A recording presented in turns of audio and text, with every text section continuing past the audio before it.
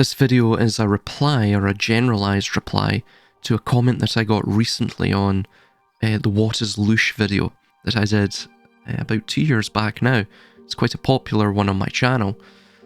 But before we start this video proper, if you could like, comment, subscribe and follow, and of course share this content with any individuals that you think would take value from it, it helps out immensely.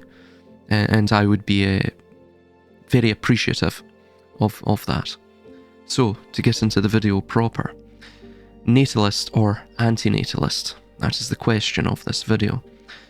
Not desiring to have children in today's world, such a position is very valid.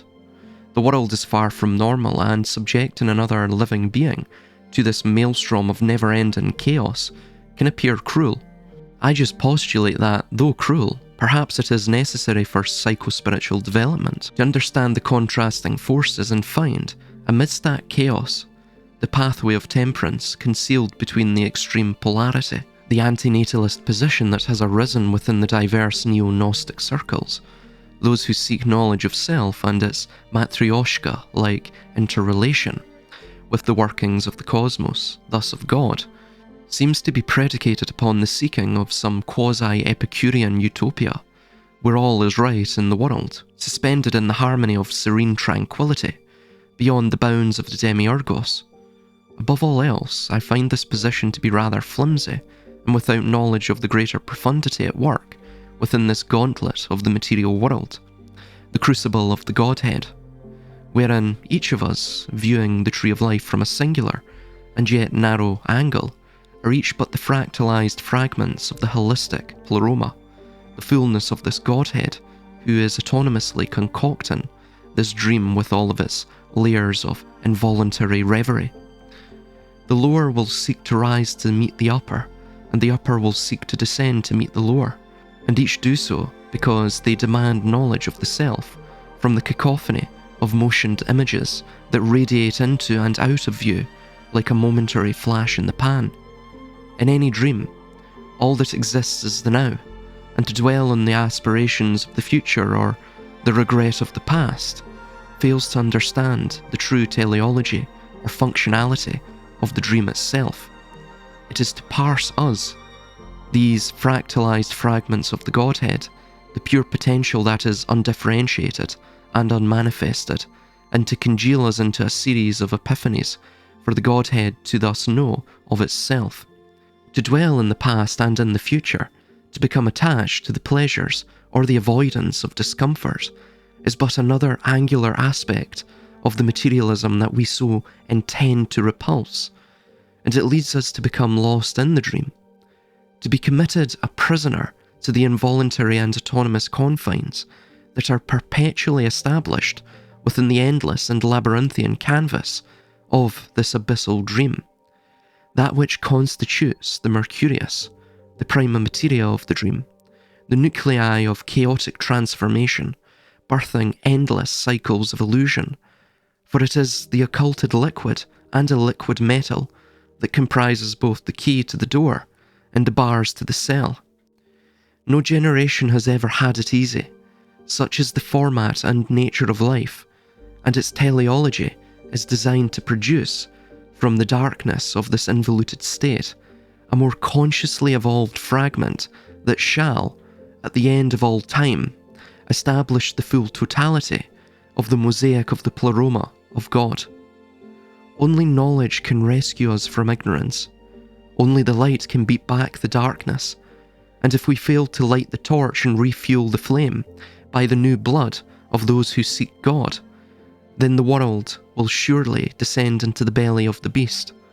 In that state, in the purity of imbalance and the maleficence, each babe will be born into the comfortably numbing environment of mendacity and wickedness.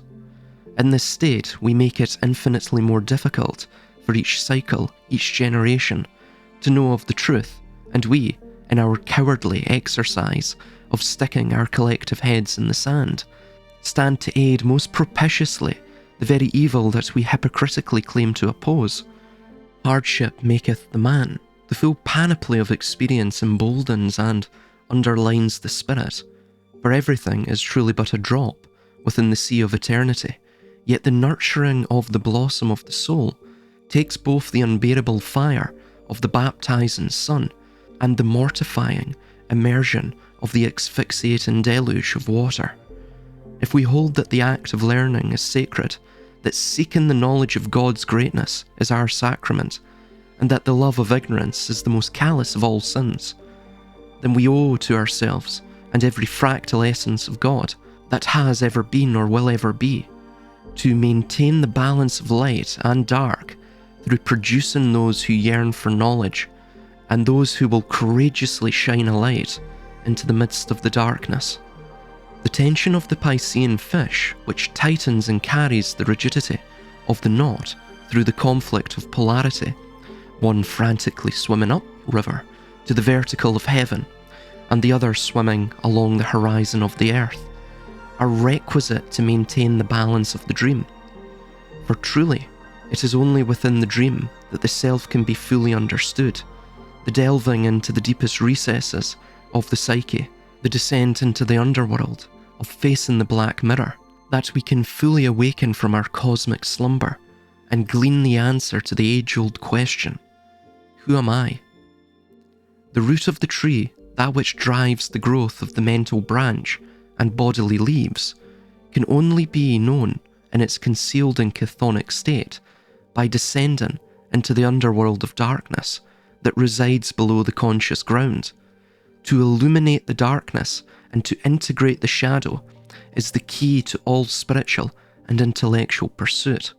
As my good friend Armin Ree stated, quote, "Organically, this dream was not meant for us to discover its mechanics, but to observe ourselves in its context. Shadows may want to distract with rabbit holes to humiliate the self, but at the end of the day, it's about the observation in the context, not the concrete knowledge of the mechanics." Unquote. I am a natalist, for the primary reason that I am not an idealist. I understand the way of the world and the mercurial nature of it, but I also feel as though it is only within the darkness that the involuted light can more fully discern itself, and this darkness has been made visible to us by the mercurius of the disparity, of the mutually complementary paradoxes that populate the perceivable environment. Therefore, by this token, I embrace the way of this world and let it be, learning from its many lessons as best I can. That said, one is not selfish and should not become despondent at desiring to be an anti-natalist for whatever reason it may be. We all make choices and have our respective feelings within this moment. That later change, of course, with time, or may not. But we can only carry on and make the most of our gift of life, to leave the world and its inhabitants in a better place than when we found it. I suspect the end of history and the pathology of destiny is such that we cannot control the cycles, the oscillations of time. We can only merely learn from them and hopefully produce that next generation of those who equally seek gnosis, whether that be through procreation and raising our offspring well, or through spreading this burning curiosity to know thyself to those who remain lost yet have an innate inquisitiveness to their being. Est in Mercurio solis, quod querunt sapientis. All is in Mercury's sun that the wise seek.